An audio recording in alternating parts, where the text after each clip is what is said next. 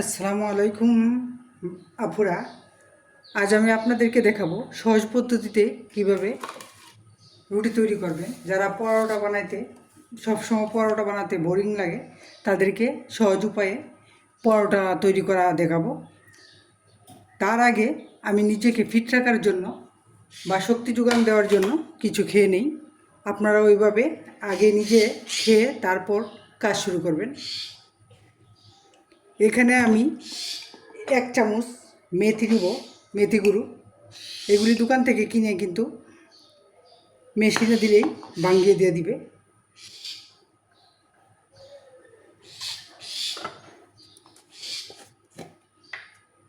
পেটের জন্য মেথি খুবই উপকারী। নিব 2 চামচ মধু, কারণ মেথিটা খুবই তিতা, এভাবে খাওয়া যায় না, সেই জন্য আমি একটু মধু মিশিয়ে নিলাম। নিব অ্যাপেল সিডার ভিনেগার, এটা পেটকে খুবই উপকারী রাখে, বদহজমে সহায়তা করে।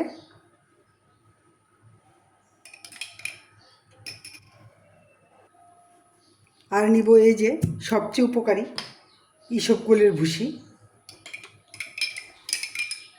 এখানে তুকমা, চিয়া বীজ ও ইসবগুল আছে, যেটা আপনার কোষ্ঠকাঠিন্য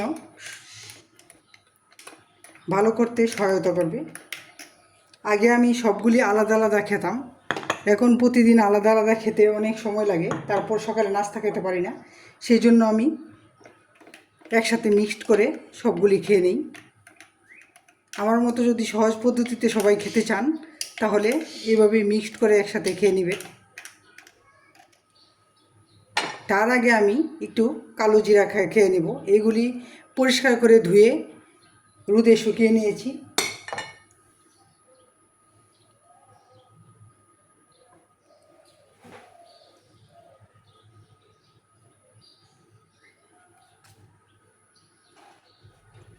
কালো জিরা চিপুতে চিপুতে আমি ডিমটাকে একটু কেটে নিই। প্রতিদিন ডিম খেতে ভালো লাগে না, সেই জন্য ডিমটাকে আমি যখন 4 ভাগ করে একটু সাজিয়ে নিই, আমার খেতে কিন্তু খুবই ভালো লাগে। কারণ পরিবারের মেন সদস্য একজন গৃহিণী, সে যদি সুস্থ না থাকে পুরো পরিবার অচল হয়ে যায়। আমি আগে এগুলির দিকে নজর দিতাম না, এখন সবসময় আমি ভাবি আগে নিজে ফিট থাকতে হবে। আর তাছাড়াও আমার ছেলে কিন্তু খুবই রাগ করে, একদম বাবা মার মতো শাসন করে আমাকে।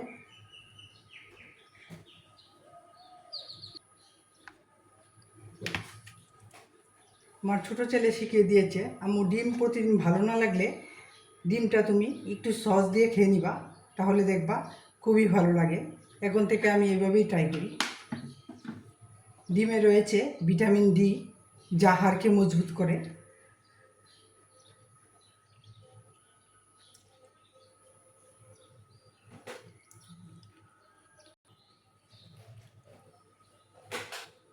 আর কলাতে রয়েছে প্রচুর পরিমাণ আয়রন। প্রতিদিন অন্তত একটা কলা খেতে পারলে সবচেয়ে ভালো।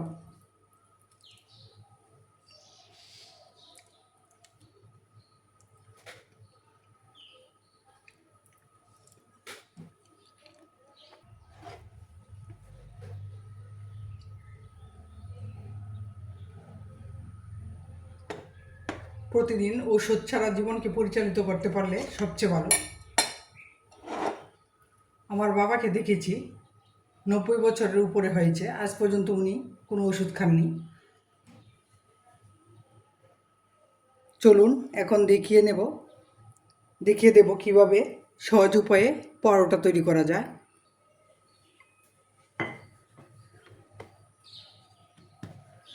আমি 2 ঘন্টা আগে পরোটার ডোটা তৈরি করে রেখেছিলাম। ময়দা, চিনি, ডানো গুঁড়া দুধ, লবণ ও তেল দিয়ে। এখন তার উপরে একটু করে তেল দিয়ে দিব, এই যে এভাবে একটার উপরে আরেকটা দিব।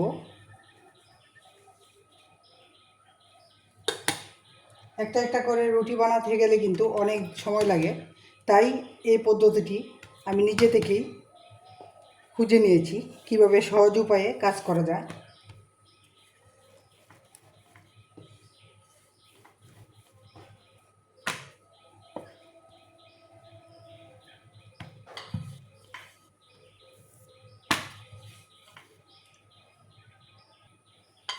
এই পর্যায়ে বলে রাখি, প্রিয় ভিউয়ার্স, আমার ভিডিও যদি আপনাদের ভালো লাগে তাহলে আমার চ্যানেলটিকে সাবস্ক্রাইব করে পাশে থাকবেন।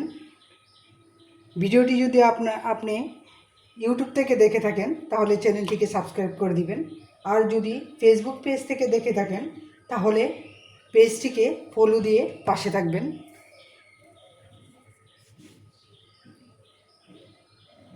এই যে এইভাবে একটা একটা করে নিয়ে আসলে কিন্তু একবারে হয়ে যায়।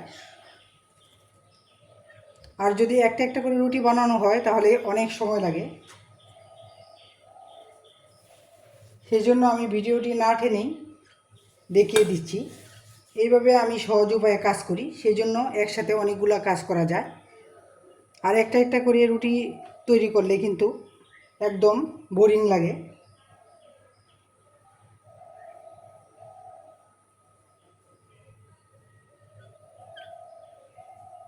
আমার ঘরের কেউই কাজের মহিলার দিয়ে রুটি বানিয়ে তৈরি করে দিলে খেতে চায় না, সেই জন্য আমার এইগুলি নিজের হাতেই তৈরি করতে হয়।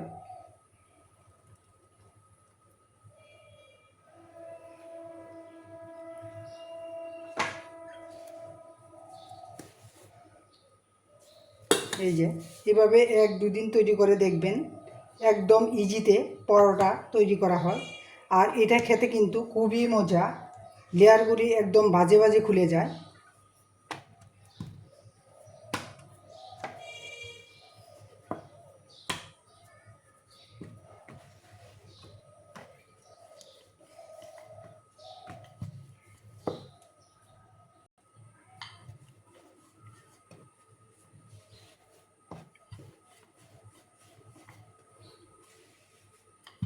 অফ ক্যামেরায় সবগুলি রুটি তৈরি করে নিয়েছি, কারণ ভিডিওটা বড় হয়ে যাবে তাই।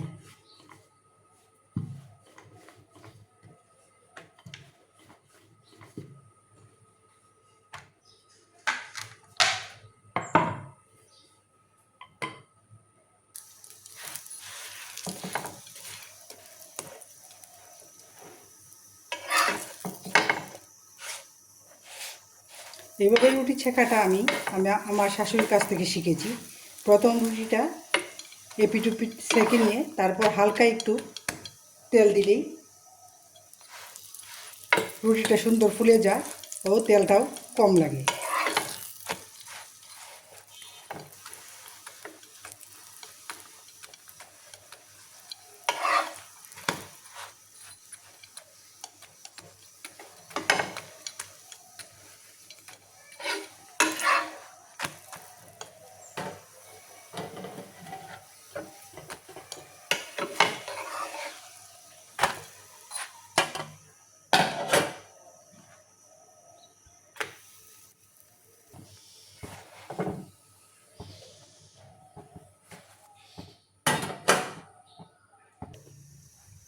আর যদি ফ্রোজেন করতে চান তাহলে এপিট ওপিটকে একটু হালকা সেঁকে এইভাবে ঠান্ডা করে নর্মাল ফ্রিজে রেখে দেবেন, 1 সপ্তাহ পর্যন্ত খাওয়া যায়।